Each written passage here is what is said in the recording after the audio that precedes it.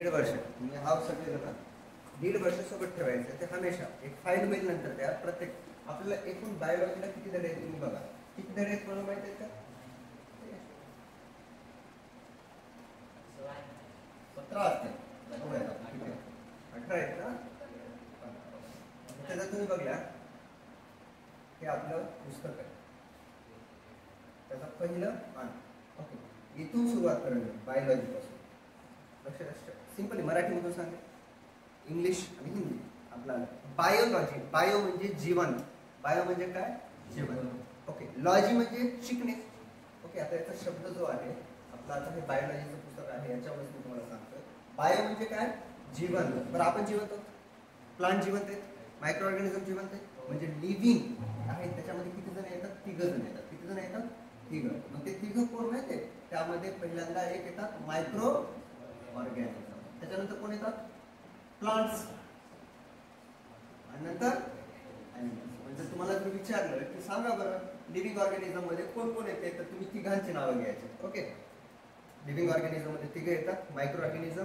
Plants आणि animals आपण कोण ॲनिमल्स ओके ओके आंब्याचं झाड अमिबा पॅरामिशियम मॉस्किटो मॉस्किटो ॲनिमल आहे ठीक आहे ओके इंटरॅक्टिव्ह समजून घ्या आता आहे ना मला या सगळ्यांचा अभ्यास करायचा मी कशामध्ये करू मग हे सगळे लिव्हिंग आहेत लिव्हिंगचं मला स्टडी करायचंय लॉजी LOGY लॉजी म्हणजे स्टडी करणं लिहून काहीच घ्यायचं नाही मला नंतर सगळं देईल जेव्हा सांगेल तेव्हा लिहायचं लॉजी म्हणजे काय स्टडी करणे मग बायोलॉजी म्हणजे the study of living organism is called as the biology समजलं बायोलॉजी म्हणजे काय the study of living organism is called as the biology मला एका झाडाचा अभ्यास करायचा म्हणजे कशाचा अभ्यास करायला मी बायोलॉजी मी दगडाचा अभ्यास करायला बायोलॉजी माहिती दगड जिवंत मातीचा अभ्यास करायला बायोलॉजी होय म्हणून त्याला बायोलॉजी म्हणत नाही लिव्हिंग ऑर्गॅनिझम असतात ना जिवंत असतात जैविक आणि मराठीमध्ये याला काय म्हणतात जीवशास्त्र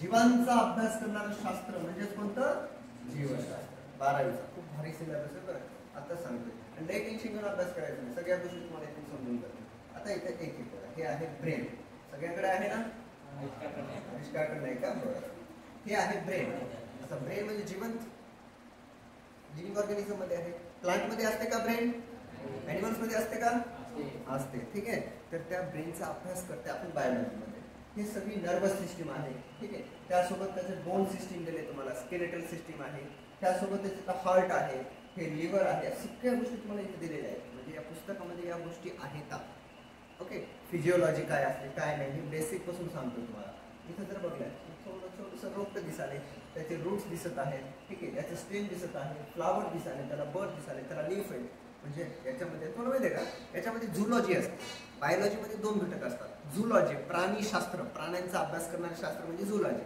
ते कोणाचा भाग आहे बायोलॉजीचा botany the study of plants तो पण कोणाचा भाग आहे कारण की दोघं पण काय जीवन अजून एक आहे मायक्रो बायोलॉजी म्हणजे जे दिसत नाहीत ना मायक्रो ऑर्गॅनिझमचा अभ्यास करायचा म्हणजे ती कोणती बायोलॉजी आहे मायक्रो बायोलॉजी ते सुद्धा कशाचा भाग आहे बायोलॉजीचा भाग आहे ठीक आहे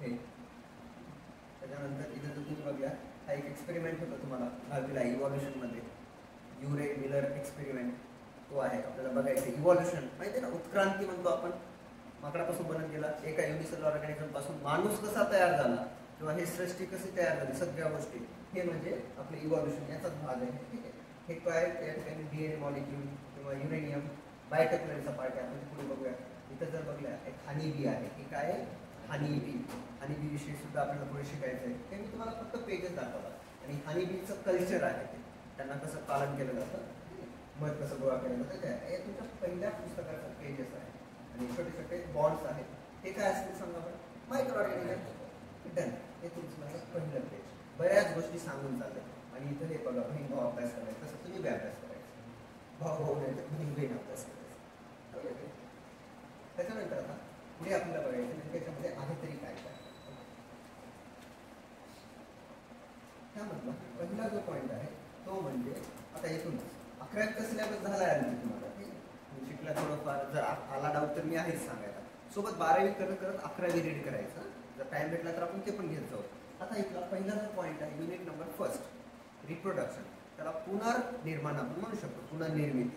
आता रिप्रोडक्शन दगडामध्ये होते, लाकडामध्ये, प्लांटमध्ये होते ना, म्हणजे reproduction occur in a living organism. कोणामध्ये होते?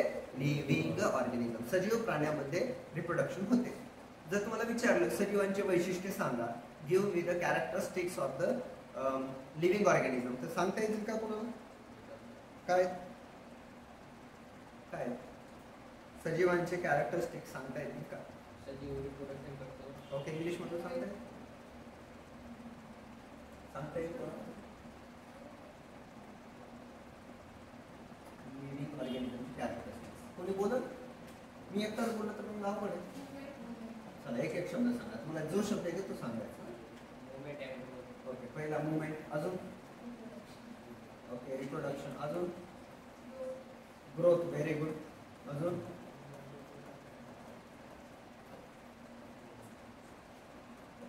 लोकोमोशन, एका ठिकाणाहून दुसऱ्या ठिकाणी जाते, अजून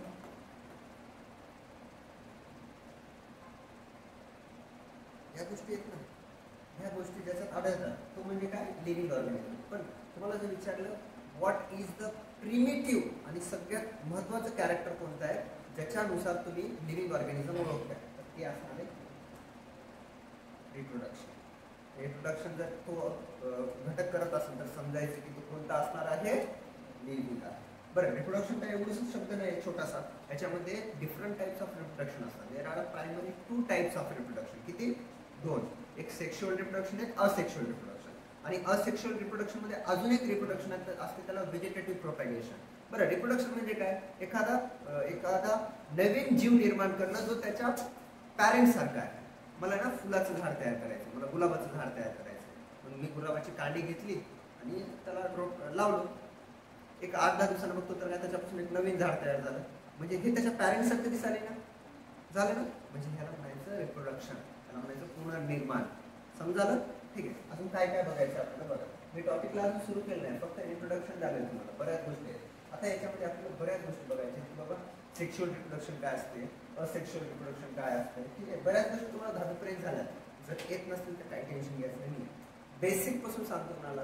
असेक्शुअल म्हणजे काय तेवढं कशाला, AND म्हणजे काय आणि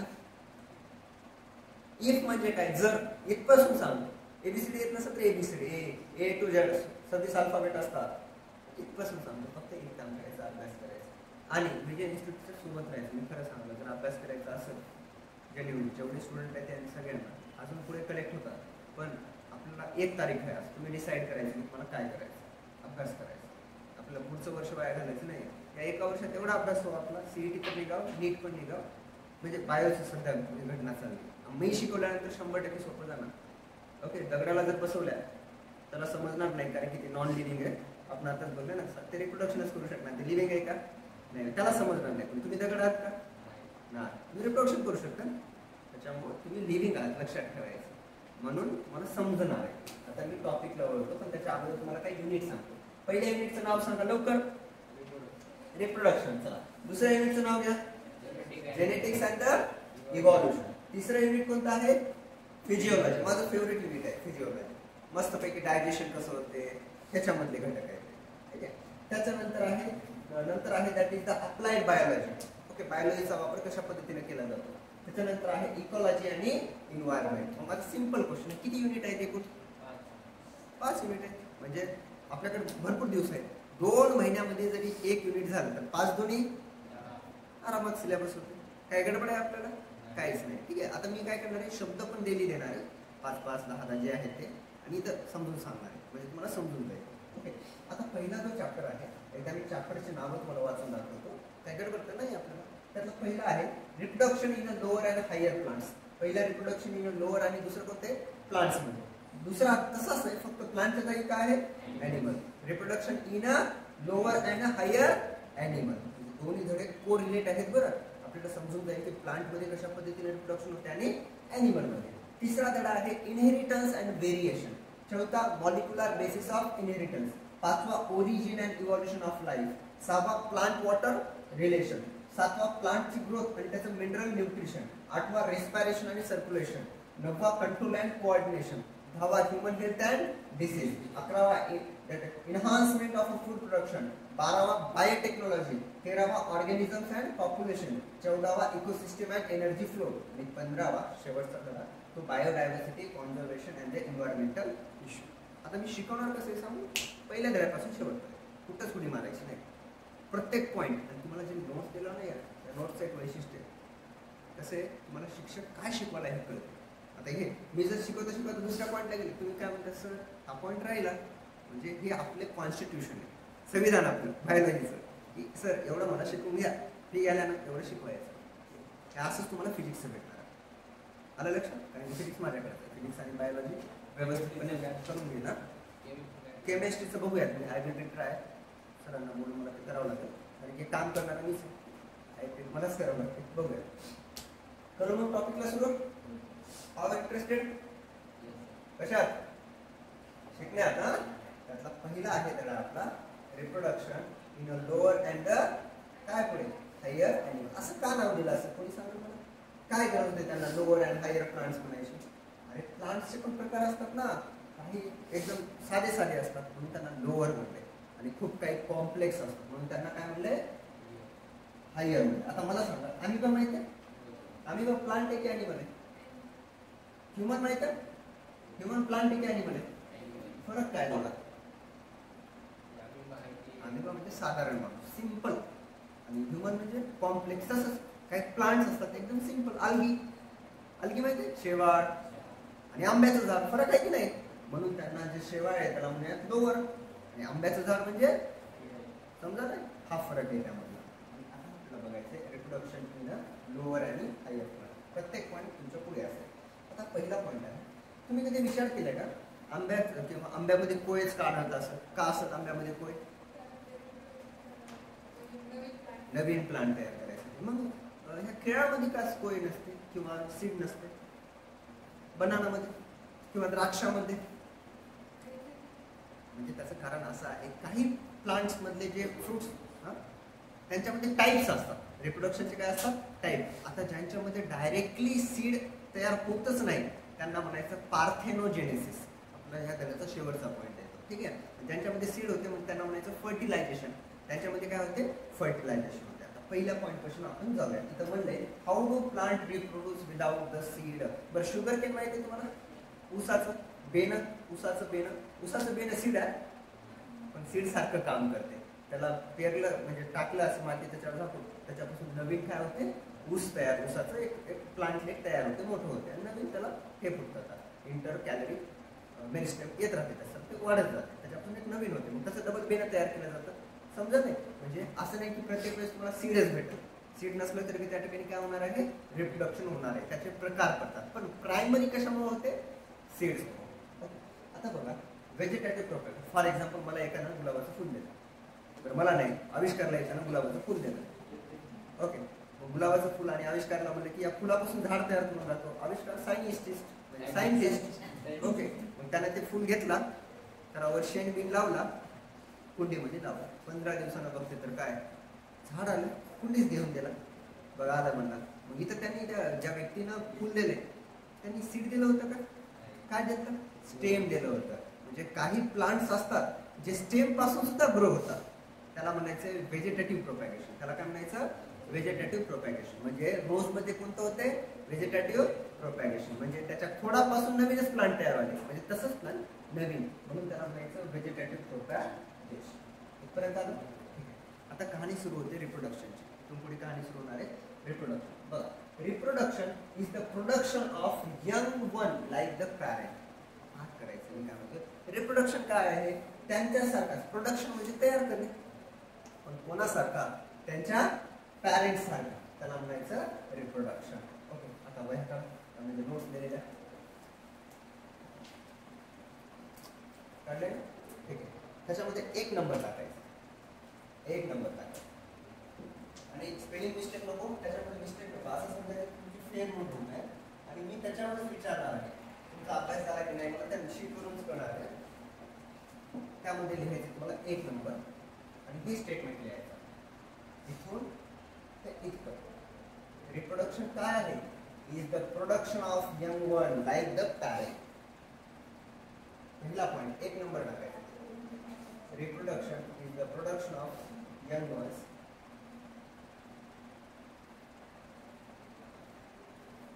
reproduction is a production of young ones like कोणासारखं रे like parent हा झाला पहिला स्टेटमेंट कोणाला डाऊट आहे पहिल्या स्टेटमेंट मध्ये प्रोडक्शन म्हणजे तयार करणे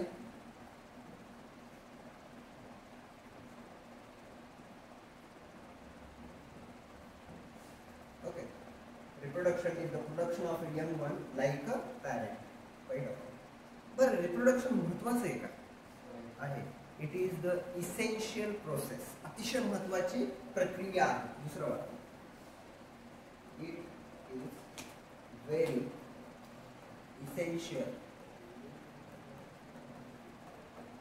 प्रोसेस इसेन्शियल म्हणजे अति महत्वाची गरजेची प्रोसेस म्हणजे प्रक्रिया reproduction is the production of young ones like the parent and it is a very essential process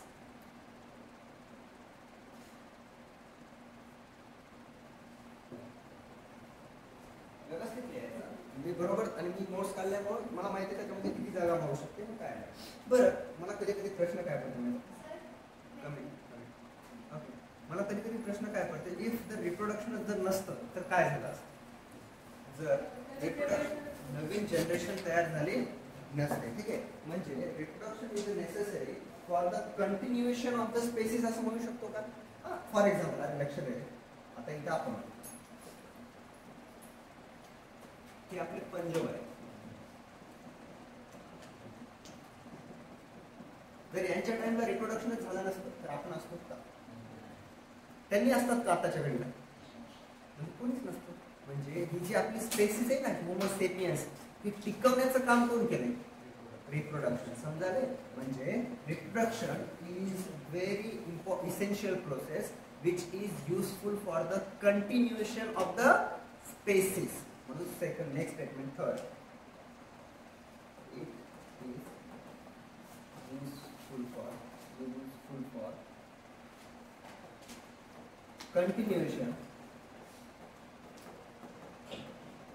of species पण आपलं म्हणून आपलंच नाही आंब्याचं झाड अगोदर त्यांच्यामध्ये सीड्स तयार होऊ शकले नसते किंवा रिप्रोडक्शनच करू शकले नसते फर्टिलायझेशनच नसतं आता आंब्याचं झाड दिसलं असतं का आपल्याला हे चालतंय का कारण की आपल्या पृथ्वी तलावर या सृष्टीवर ह्या गोष्टी हमेशा जिवंत नाही राहू शकत पण या स्पेसिस पुढे पुढे कॅरी राहतात म्हणून it is useful for the continuation of the spaces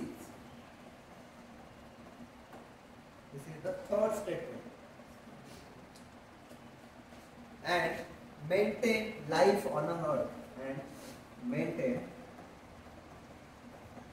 life on earth आपल्या पृथ्वीवर काय मेंटेन करते जीवन तुम्हाला माहिती आहे आपल्या सोलार सिस्टीम मध्ये पृथ्वी हा एक असा ग्रह आहे ज्याच्यावरच काय प्रेझेंट आहे सोलार सिस्टीम मध्ये पृथ्वी हा असा ग्रह ज्याच्यामध्ये काय प्रेझेंट आहे पृथ्वी लाईफ प्रेझेंट आहे कारण की आपल्या पृथ्वीवर सगळ्याच गोष्टी आहेत अवेलेबल त्याचा वापर करून इथं लाईफ तयार झाली आणि यांच्या ज्या स्पेसिस कंटिन्यू असतात ते करण्याचं काम करते रिप्रोडक्शन डन तुम्हाला डाऊट इथपर्यंत कोणाला डाऊट नाही तिन्ही स्टेटमेंट असं तर मला आताच विचारायचं आविष्कार वाचून दाखव स्टेटमेंट बटा हा नोट्स घेऊन बटा लवकर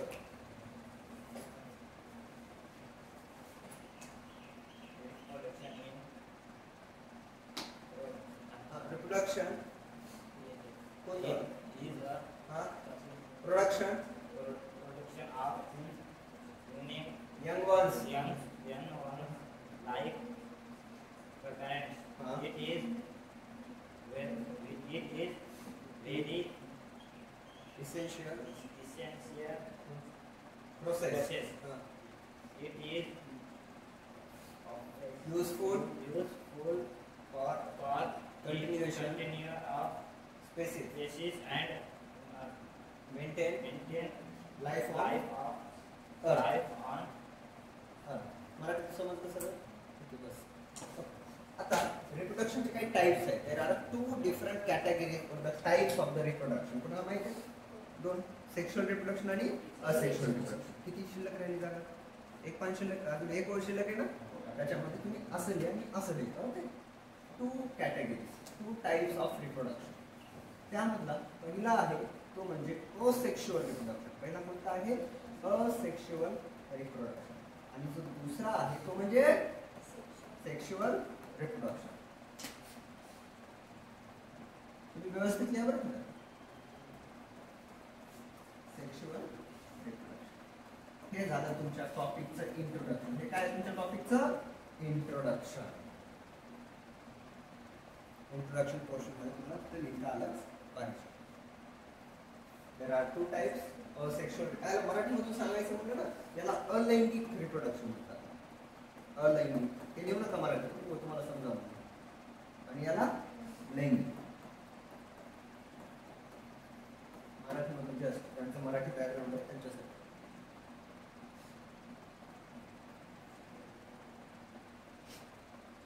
झालं? जाऊ पुढे. आता पुढचा जो घटक आहे तुमच्या नोट्स मध्ये जर बघल्या, सेकंड नंबरची हेडिंग आता तू मध्ये लिहू शकतोस हेडिंग मध्ये खाली. बरं ठीक आहे. आता जो नेक्स्ट आहे ते म्हणजे आता आपल्याला आता समजलं की बाबा रिप्रोडक्शन का गरजेचं आहे. रिप्रोडक्शन मुळे काय होतं? रिप्रोडक्शन म्हणजे काय? The production of new young ones like the parent. Why reproduction is necessary for the continuation of the species to maintain the life on earth. या पृथ्वीवर ही लाईफ मेंटेन करण्यासाठी रिप्रोडक्शन महत्वाचं आहे. ओके. रिप्रोडक्शनचे 2 प्रकार पडतात, सेक्शुअल रिप्रोडक्शन, असेक्शुअल रिप्रोडक्शन. आता आपल्याला अभ्यास करावा लागेल ना त्यांचा, म्हणून त्यातला पहिला रिप्रोडक्शनचा प्रकार आहे तो म्हणजे असेक्शुअल रिप्रोडक्शन. नोट्समध्ये आहे ना, असेक्शुअल रिप्रोडक्शन. आता बघूया असेक्शुअल. अ म्हणजे अब्सेंट. अ म्हणजे काय असणार? अब्सेंट. असेक्शुअल रिप्रोडक्शन मध्ये पहिली गोष्ट असणार आहे, या ठिकाणी गॅमेट तयार होतील का? गॅमेट्स तयार होणार नाही. फ्युजन होईल का? फर्टिलायझेशन होईल का? झायगोट फॉर्म होईल का? आता त्यांच्यासारखाच same to same young one तयार होईल का? होते ना. क्लोन तयार होतो. त्यांच्यासारखाच काय तयार होतो? क्लोन. काय बदल असणार आहे का त्यांच्यामध्ये? नाही. म्हणजे यामधला पहिला point. Okay. in this type of reproduction,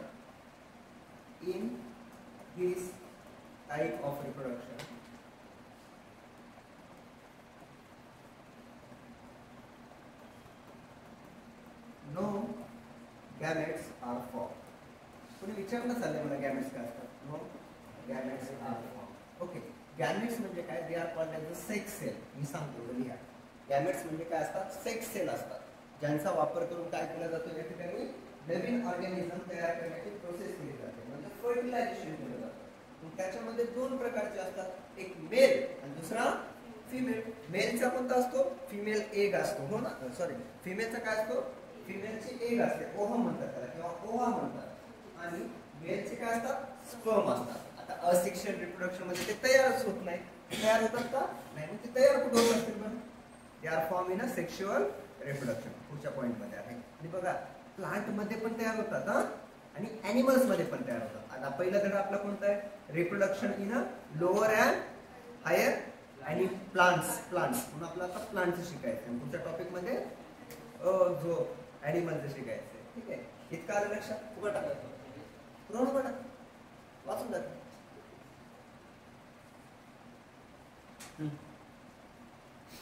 तुम्ही वाचा.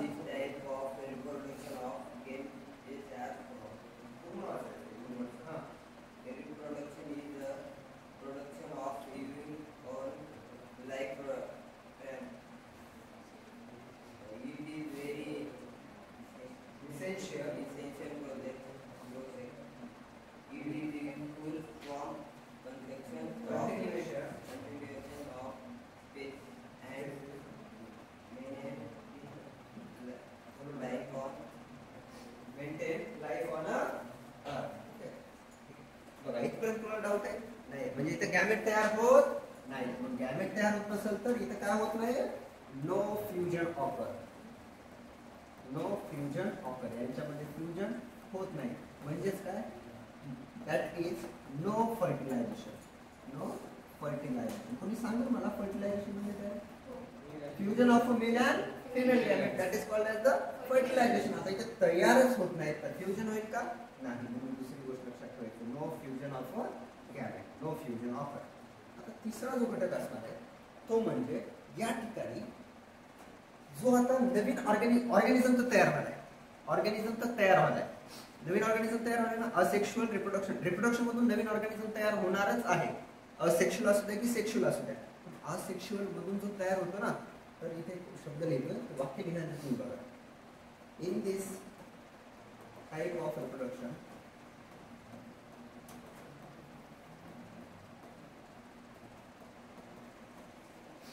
from the young one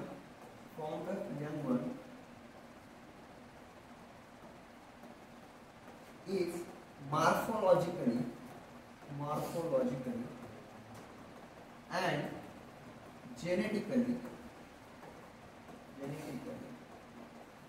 exactly similar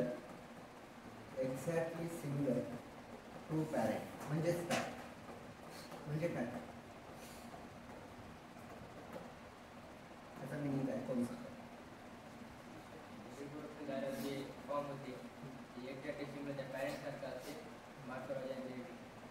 दोन शब्द आहेत ना, मॉर्फोलॉजी आणि जेनेटिकली. आता बघा, सपोज समजून सांगायचं, अमिबा हा काय? अमिबाचे तुकडे झाले. किती तुकडे झाले? 2 तुकडे झाले.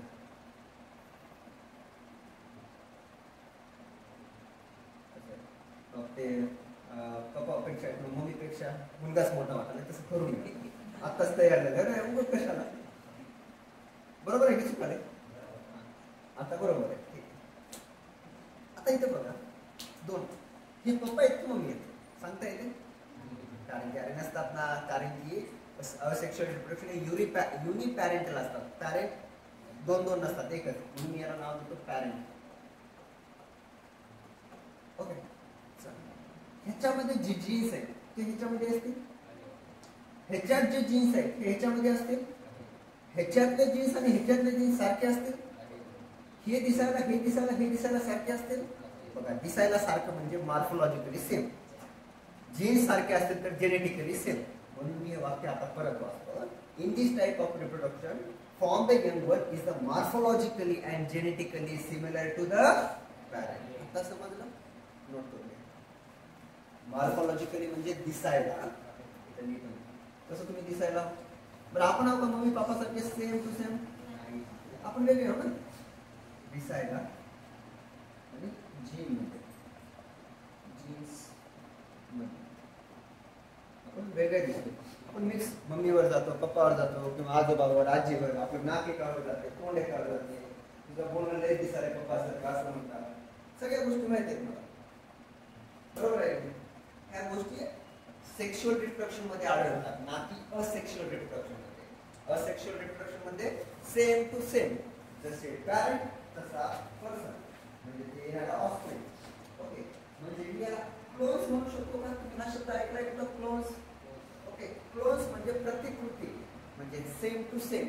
एखादं पेज मी दिलं त्याला झेरॉक्स मारा म्हणलं, सारखंच राहते ना ते, त्याला म्हणतात क्लोन्स. म्हणून चौथा पॉईंट येणार आहे याच्यामध्ये. असेक्शुअल रिप्रोडक्शन मध्ये काय तयार होतात? क्लोन्स तयार होतात. पॅरेंट ह्याच्या पुढे इज कॉल्ड ॲज क्लोन्स. त्याचाच पॉईंट आहे. असे घटक जे मॉर्फोलॉजिकली आणि जेनेटिकली सेम असतात त्यांना क्लोन्स म्हणतात. त्यांना काय म्हणतात? क्लोन्स.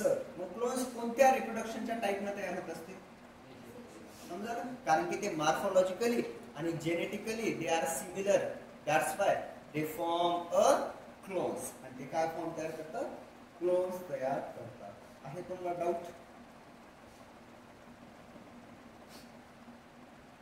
मग आधी मला काय झालं? काय विसरून गेली मला. चर्चा आली खाना सिनियर झाले. ठीक आहे, चला झालं एवढं. जाऊ पुढे. इथपर्यंत आपली कहाणी आहे.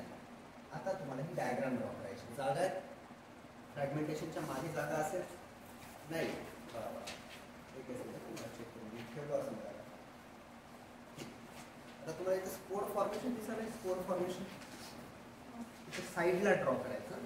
साईडला ही डायग्राम फ्रॅगमेंटेशन सॉरी बडींचे खबर आहे की नंतर अगोदर मी हा एक पॉईंट शिकवतो फ्रॅगमेंटेशन. तुम्ही कधी चारा कापले कडवा टाकलाय काय तुम्ही भरायला काय करते आपण त्याचे तुकडे करते फ्रॅगमेंट करते ना. ऊस खाल्या ऊसाचे काय करते त्या तुकड्यापासूनच नवीन एखादा ऑर्गॅनिझम तयार झाला तर त्याला म्हणायचं फ्रॅगमेंटेशन. त्याला काय म्हणायचं फ्रॅगमेंट. एक हे आता या ठिकाणी एक मल्टीसेल्युलर ऑर्गॅनिझम आहे स्पायरोगायरा नावाचा. कोणता स्पायरोगायरा. मी डायग्राम पण ड्रॉ करून दाखवतो ते बुक मध्ये नाही आहे. मला काय काम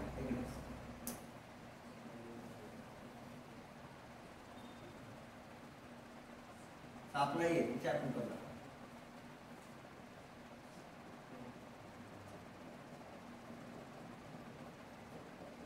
हे आहे पॅरेंट स्पायरोगायरा. हे काय पॅरेंट स्पायरोगायरा. स्पायरोगायरा म्हणजे एक मल्टीसेल्युलर प्लांट आहे.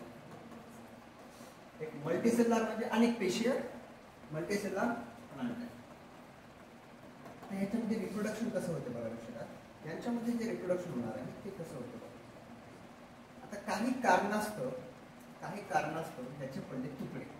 काही कारणास्तव त्याचे काय पडले तुकडे कसे पडले होते. त्याच्यावर एखाद्या अदर ऑर्गॅनिझमचा पाय पडला. किती तुकडे पडले मोजूयात आपण. 1 2 3 4 5 6. मग आता ह्यांच्याकडून 6 नवीन स्पायरोगायरा तयार झाले. काय झाले इथे नवीन स्पायरोगायरा तयार झाले. म्हणजे सिम्पली ह्याचे 6 नवीन स्पायरोगायरा तयार झाले.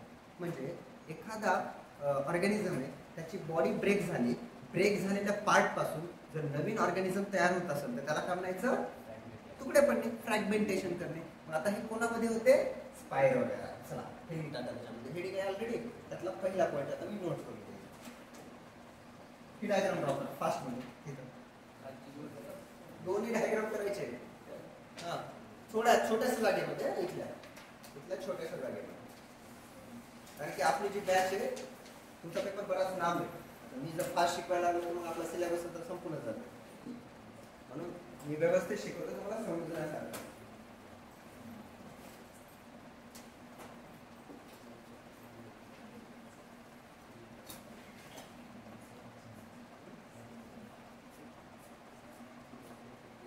राजा तिथे काढू नकोस. मागे जर हा तिथे जागा कशाला ठेवलं. हा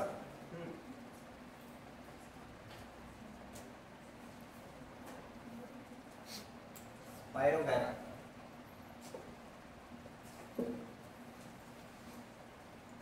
फास्ट करा.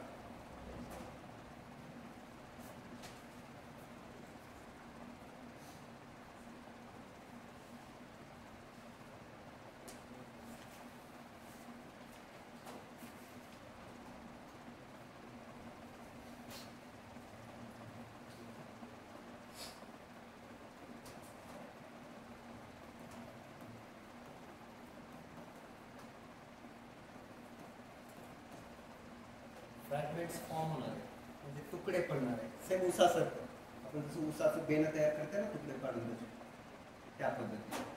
पण हे आहे या ठिकाणची multicellular organism. That multicellular organism can break into the fragments due to one or other reason. म्हणजे काय पण रिझन असू शकतो. जर एक्झाम्पल जर म्हटलं तुम्हाला तर तुम्ही द्यायचं स्पायरोगायरा. आणि हे याच्यामध्ये फ्रॅगमेंट्समध्ये ग्रो होतात. फ्रॅगमेंट्स आफ्टर ग्रो प्रत्येक नवीन 6 स्पायरोगायरा तयार होतात.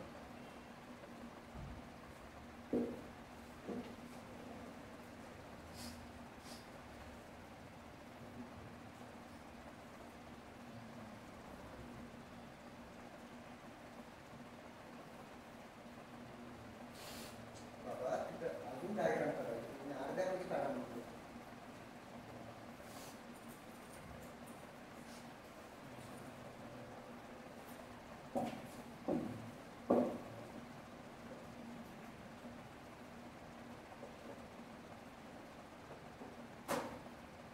उद्यापासून पेन्सिल स्केल सोबत आपापले अनलस की आपली स्वतःची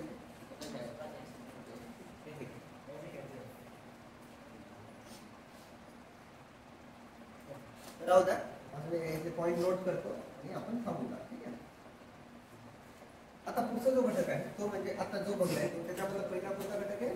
फ्रॅगमेंटेशन. लक्ष द्या रे, मला याचं नोट करून द्यावं लागेल ना. ते आताच नाही म्हणता, तुमचे ऑलरेडी हेडिंग दिलेले आहे. फ्रॅगमेंटेशन. बरं, फ्रॅगमेंटेशन कोणामध्ये होते? इट ऑकर, बघा इकडे बघा रे, नंतर लिहा. It occur in a multicellular organism like कोणता रे? स्पायरोगैरा. स्पायरोगैराचा कलर कोणता असतो?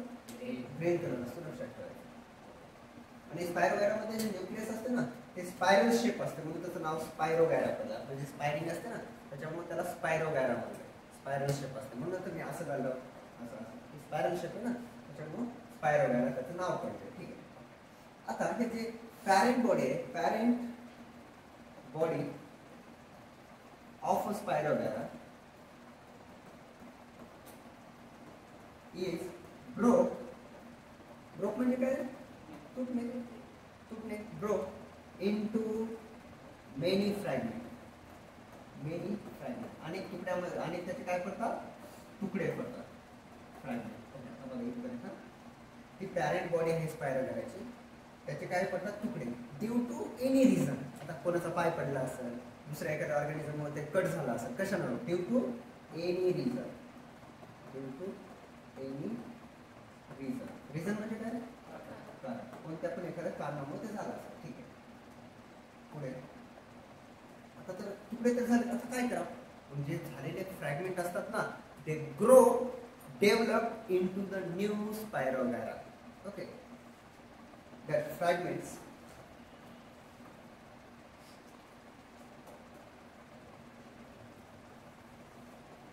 grow and develop into a new spirogyra. बघा बरं, नवीन स्पायरोगैरा तयार झाला का? मग आता मी तुम्हाला आज काय शिकवलं माहिती आहे का? रिप्रोडक्शन म्हणजे काय? फॉर्मेशन किंवा the production of young ones like parents. म्हणजे इथं बघा बरं, एक स्पायरोगैरा होता त्याच्यापासून एक नवीन स्पायरोगैरा तयार झाला, म्हणजेच काय झालं? रिप्रोडक्शन झालं. ओके. आणि हे जे रिप्रोडक्शन होतं हे कोणत्या प्रकारचं होतं? असेक्शुअल रिप्रोडक्शन होतं. असेक्शुअल दोन प्रकार असतात रिप्रोडक्शनचे, पहिलं सेक्शुअल रिप्रोडक्शन आणि दुसरं असेक्शुअल रिप्रोडक्शन. ओके. इथपर्यंत कोणाला डाऊट आहे का मला विचारायचं? ओके. आता आपला अभ्यास कसा करायचा तुम्हाला मी सांगतो. हे आजोबा पंजोबा नको, अभ्यास करताना एक गोष्ट करायचं असेल आपल्या इन्स्टिट्यूटला तेव्हाच यायचं, त्याला अभ्यास करायचा. पहिला आपलं माहिती आहे, ढ असू द्या हुशार असत्या मला द्यायचं नाही, मला अभ्यास पाहिजे. मी जर उद्या विचारलो अरे फ्रॅगमेंटेशन सांग, उत्तर आलं पाहिजे. दॅट्स सर काही नाही हो. फ्रॅगमेंटेशन मध्ये एक पॅरेंट स्पायरोगैरा असतो that broke into the many fragment due to any reason. That fragments get grow and develop into the new Spirogyra. आणि सर हे जे स्पायरोगैरामध्ये रिप्रोडक्शन होते ना हे असेक्शुअल टाईपचं आहे. मी म्हणतो असेक्शुअल मध्ये कोणतं फ्रॅगमेंटेशन आहे? किती सोपं आहे. मग मी उगाच माझ्यामध्ये विचारतो कलर कोणता आहे त्याचा? तुम्ही ग्रीन कलर. न्यूक्लियस कसं आहे त्याचं? स्पायरल. हे तुम्हाला आलं पाहिजे. जे नांदेडमध्ये शिकवतात ना ते तुम्हाला इथं शिकवायला त्याच्यापेक्षाही बेटर. कारण की इथं आपल्या इथं बायोलॉजी आणि फिजिक्स मी शिकवत आहे, आणि दुसरे केमिस्ट्री वेडेकर सर आहेत, आणि मॅथला कोठारे सर आहेत. तुम्हाला मी 15 दिवसाचा टाइम देत आहे. 15 दिवस तुम्ही शिकायचं. 15-16व्या दिवशी ठरवायचं की तुम्हाला PCM घ्यायचं आहे की PCB घ्यायचं आहे. ज्यांना बायो करायचं आहे तर मी त्यांच्यासाठी स्पेशल नीटची बॅच करणार आहे अलग, ज्याच्यामध्ये मी डीपमध्ये शिकवतो काय बायो. ओके. आणि ज्यांना मॅथ करायचं त्यांची JEEची बॅच असते. ओके. आता ते decided on your on thinking, ते तुम्ही ठरवायचं. पण एक गोष्ट लक्षात ठेवा, इथं बसलेलं कोणीच ढ नाही.